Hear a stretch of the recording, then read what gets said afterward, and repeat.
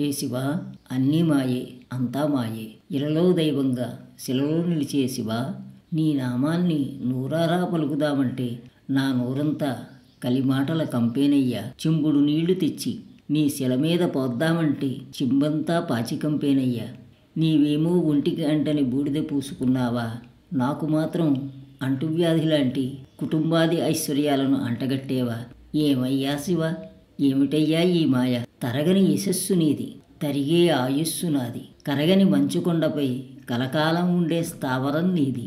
చేసిన పాపపుణ్యకర్మల జన్మలు నావి, కైలాసవాసివి నువ్వు, కలివాసిని నేను. నాది చెంచల మనసు, చపల బుద్ధి, నా ఒళ్ళంతా కలికంపే. అయినా కొన్ని క్షణాలు సద్భక్తితో నేను ధ్యానించడం మానను. ఒక మారేడు పత్రాన్ని భక్తితో నీ మీద ఉంచి మనసారా నమస్కరిస్తున్నాను. నన్ను కరుణించి అనుగ్రహించు సర్వేశ్వరా.